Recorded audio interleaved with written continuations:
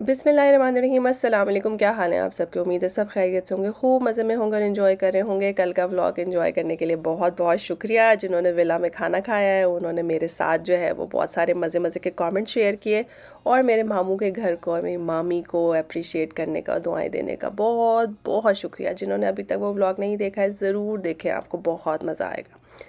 यहाँ पर जो है मैं सोच रही थी कि कमरा जो है वो पहली फ़ुर्सत में साफ़ करवा लिया जाए, क्योंकि सुबह सुबह उठती हूँ और निकल जाती हूँ तो फिर कमरे की सफाई होनी मुश्किल होती है। कुछ दिल को राहत सी भी मिलती है कि एटलीस्ट यहाँ पे तो सफाई मुझे नहीं करनी। आज हम जा रहे हैं अपने मामू की बेटी की तरफ और उनके घर में जो है वो हमने दो चीज़ों के लिए जाना है। एक तो ये कि माशाल्लाह उनकी बेटियों के घर भी बच्चे हुए हुए हैं, तो उन सब प्यारे प्यारे बच्चों को देखना है। प्लस उन्होंने नया घर बनाया है तो बहुत मोहब्बत से उन्होंने मुझे इनवाइट किया था, और वो इनवाइट ना भी करती तो मैंने लाजमी तौर पर उन्हें मुबारक देने जाना ही था। कल किसी ने जो है मुझे कहा कि आपने अपने सूट का डिस्क्रिप्शन नहीं दिया, तो जी ये पश्मीना का सूट है और लाहौर की इतनी शदीद सर्दी के लिए परफेक्ट है। ये आपको सलीम फैब्रिक से मिल जाएगा और इसकी प्राइस रेंज भी डिज़ाइन के हिसाब से चेंज होती रहती है, तो ज़रूर एक आप ख़रीद लें अगर आप लाहौर में रहते हैं, क्योंकि इसको पहन के पहली दफ़ा मुझे एहसास हुआ कि स्वेटर पहनने की ज़रूरत नहीं है। तो जी गुलबर्ग से डिफेंस जाने में तकरीबन 20 से 25 मिनट लग ही जाते हैं, डिपेंड करता है ट्रैफिक पे। और हम आ गए हैं उनके घर। यहाँ पे जो मेरी ऑस्ट्रेलिया से कज़न आई हुई हैं वो भी इस टाइम पे मौजूद हैं। अच्छा है, एक मुलाकात उनसे भी हो जाती है। उनके जाने से पहले पहले हमने सोचा सारी बहनें मिल के बैठ जाएँ, खूब गप्पे लगाएं, अच्छी अच्छी बातें करें। और ये दोपहर का तकरीबन 1 बजे का टाइम है। मैंने आप लोगों को बताया था पहले वाले व्लॉग में भी कि जितनी जल्दी अपना दिन स्टार्ट करते हैं ना उतनी उसमें बरकत पड़ती है। तो अगर आप सुबह सुबह कहीं पहुंच जाते हैं और तमीज़ के टाइम पे लंच कर लेते हैं, बहुत आराम से 3-4 बजे तक जो है वो आप बैठ के बातें कर सकते हैं और क्वालिटी टाइम स्पेंड कर सकते हैं। बहुत प्यारा हसीन चमचम खा लो। माशाल्लाह खाने में बहुत वैरायटी थी। मेरी सारी बहनें जो हैं वो बहुत सुघड़ हैं, बहुत सलीकामंद हैं, बहुत ही तमीज़दार हैं। खाने पकाने में भी बहुत अच्छी हैं, घरदारी में भी बहुत अच्छी हैं, और माशाल्लाह अपने इन लॉज़ के साथ भी इन सब का हिसाब किताब परफेक्ट है। माशाल्लाह माशाल्लाह ये बहुत बड़ी ब्लेसिंग होती है कि आप जो हैं वो दोनों साइड्स की फ़ैमिली को खुश रख के और प्रॉपर तरीके से जो है वो अपनी ज़िंदगी गुजार सकें। और हर एक को ये एफ़र्ट करनी चाहिए कि अपना घर जो है वो बिल्कुल सीधा और तरीके से चला सके।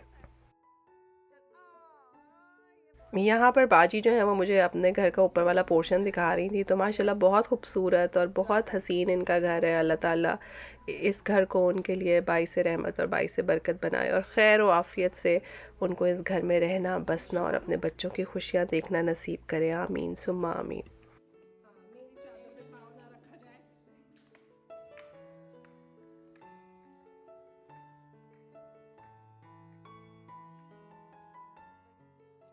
अच्छा माशाल्लाह मेरे ख़ानदान में सब लोग आपको सुकून से बैठने नहीं देते। आप बस एक चीज़ खा के फ़ारिग होते हैं, वो आपके सामने दूसरा खाना ला के रख देते हैं। अगर आप उसको खा के फ़ारिग होते हैं तो आपके सामने चाय ला के रख देते हैं। अगर आप ब्राउन वाली चाय पी के फ़ारिग होते हैं तो वो आपके सामने पिंक टी ला के रख देते हैं।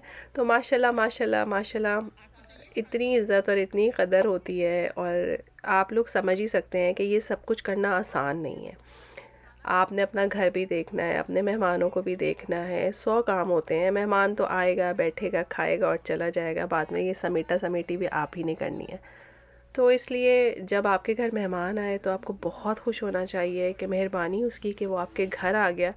और जो मेहमान है उसको भी मेज़बान के घर से दुआ दे के निकलनी चाहिए कि अगर वो आपकी इतनी अच्छी मेज़बानी ना करता तो फिर आपका मुँह था किसी से मिलने का। है भाई, सुनाए ज़रा ये बात भी।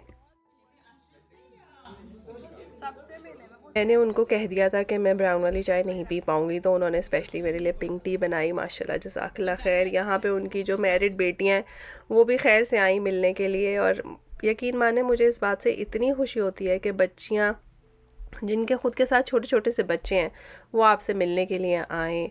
तो ज़ाहिर है अपने घरों को छोड़ के, अपनी घरदारियों की पूरी ज़िम्मेदारी पूरी करके और वो आपसे मिलने आ जाती हैं, तो ये भी बहुत बड़ी ब्लेसिंग होती है। तो अल्लाह ताला सब बच्चों को अपने घर में आबाद रखे।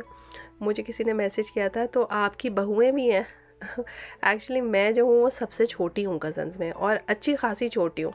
जिन कज़न के घर में आई हुई हूँ, आप उनके साथ जब बैठेंगे वो कहेंगे कि मैंने तो तुम्हें गोद में उठाया हुआ है, मैं तुम्हें गोद में लेके फिरा करती थी।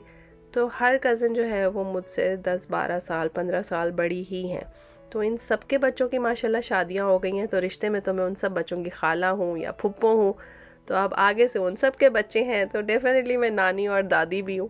तो इसलिए आप लोग घबराएं ना, मेरे पास माशाल्लाह बहुत सारी बहुएं, बहुत सारे दामाद, पोते पोतियाँ, नवासे हैं। अल्लाह ताला खैर का वक्त लेकर आए, इंशाल्लाह ताला अपने भी होंगे। तो जब वो मौका आएगा तो मैं ज़रूर आपके साथ शेयर करूँगी।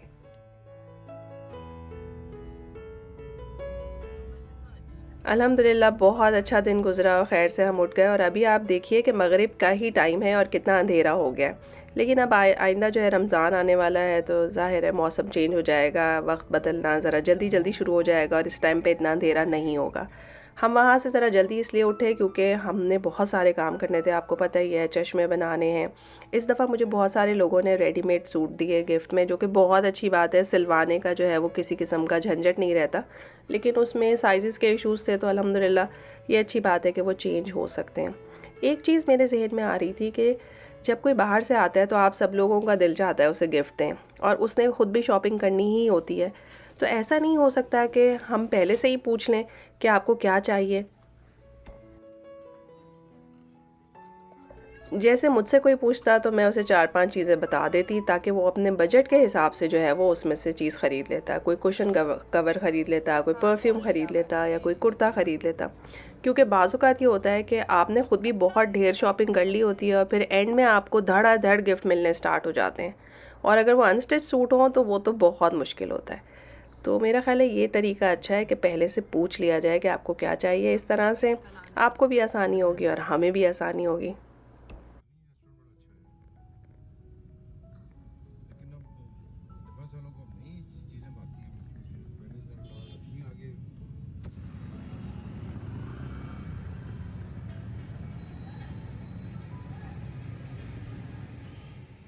और जी बस घूमते घुमाते मेरा ख़्याल है ये 9:30-10 बजे का टाइम है, भूख लग गई, डिनर टाइम हो गया था, तो हमने अपने बेटे की मर्ज़ी के ख़िलाफ़ सोचा कि देसी खाया जाए। वो तो कह रहा था कि आपने जो खाना है खाएं, मैं जाऊंगा और जाके बर्गर खाऊंगा, मुझे नहीं खाना देसी खाना।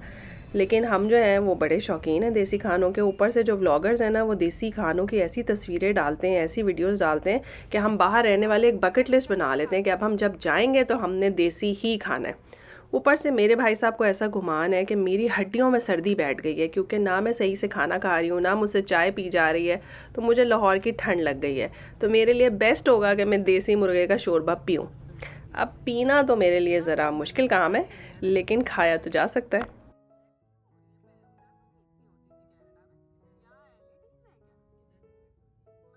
असल अट्रैक्शन मेरे लिए तो लक्ष्मी था। लक्ष्मी बाज़ार पुराना बाज़ार है, खानों का गढ़ है। लाहौर के फ़ेमस तरीन खाने यहीं से स्टार्ट हुए हैं, उनके ओरिजिनल शॉप्स यहीं पर हैं।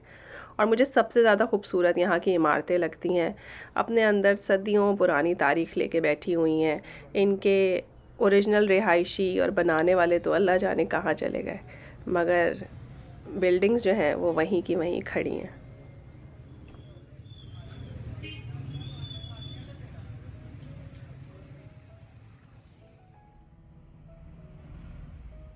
यहाँ पे जहाँ हमने गाड़ी पार्क की, एक बिस्तर लगा हुआ था और रज़ाइयाँ पड़ी थीं, और आप देख लें 2 रज़ाइयाँ पड़ी हुई हैं। इतनी सर्दी है कि 2 रज़ाइयाँ भी ये सर्दी नहीं रोक सकती थी।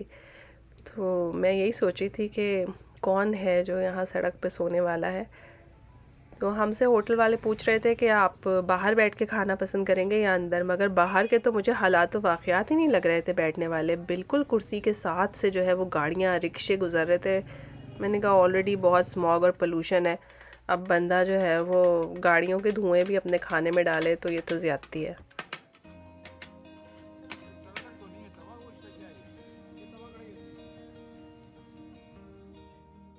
तो जी यहाँ पर आ गया है हमारा देसी मुर्गा और बकरे की मछली। जो ये वाला पार्ट है ना, इसको यहाँ पे कहते हैं मछली। तो ये बकरे की मछली है और उसके साथ जो है वो देसी मुर्गा है, और उसका ज़बरदस्त किस्म का शोरबा है। और यकीन माने देसी मुर्गे का शोरबा बहुत अच्छा है। एक दफ़ा मुझे याद है मैं डैडी जान के साथ अपने वालिद साहब के साथ गांव गई थी और गांव में चिकन का सालन पका हुआ था और वो सेम टेस्ट का था।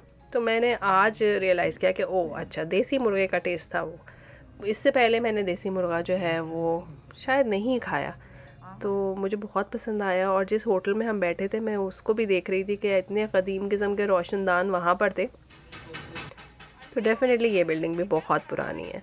बस होटल से बाहर निकले हैं, पता नहीं कौन कौन से खाने उन्होंने कढ़ाई में डाले हुए थे, मुर्गियाँ बेचारी बाहर लटकी हुई थी। तो इस पूरे इलाके की वाइब्स ही डिफरेंट हैं।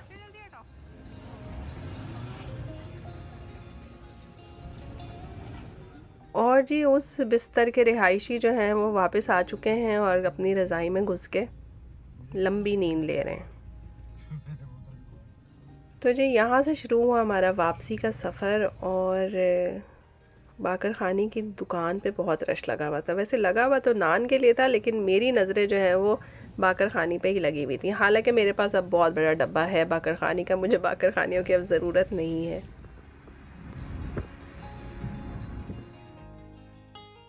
आई होप कि आपको आज का भी दावत का व्लॉग पसंद आया होगा और मेरी कज़न को भी आपने खैर और बरकत की दुआ देनी है। जिस तरह से मैं आप सब लोगों के लिए दुआएं करती हूँ, अल्लाह ताला आप सबको ढेरों ढेर रिस्क दे और छोटी चीज़ खाएं या बड़ी चीज़ खाएं खुशी के साथ खाएं और अल्लाह ताला उसमें ढेरों ढेर बरकत दे।